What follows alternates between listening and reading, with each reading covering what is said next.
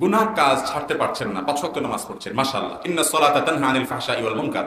নামাজটাকে একটু সুন্দর করে পড়েন ভাই। কিরকম সুন্দর করে পড়েন? আমরা বেশিরভাগ মানুষ নামাজ পড়ে খুব হুলস্থুল করি। আমি ব্যক্তিগতভাবে আমার একটা মানবীয় দুর্বলতা হলো আমি একটু হুলস্থুল স্বভাবের মানুষ। এই যে কথা বলি দেখেন না, এত ঘন ঘন কথা বলি। অন্য বক্তারা 1 ঘন্টায় যত কথা বলে আমি আধা ঘন্টা তার চেয়ে বেশি কথা বলি, কারণ আমার মুখ এত বেশি চলে।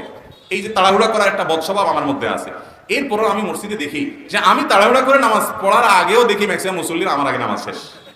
আমি চিন্তা করি হায় হায়, এরা তো আমার চাইতে মাশাআল্লাহ আরো অ্যাডভান্স দেখা যায়। ভাইরা আমার, নামাজকে সুন্দর করার চেষ্টা করতে হবে। নামাজকে সুন্দর করার চেষ্টা করবেন।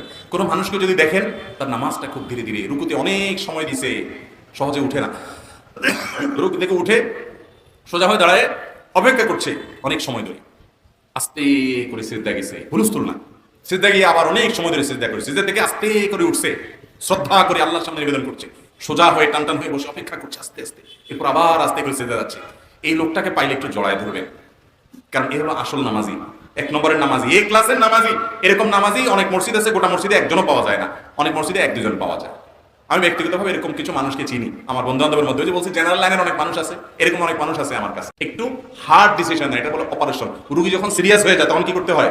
অপারেশন করতে হয়। কোনো দোয়া দুরুদি কুলাবে না, এই অপারেশনটা করেন।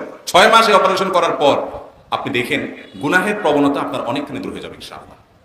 সৎ সাহস করা যাবে তো ইনশাআল্লাহ?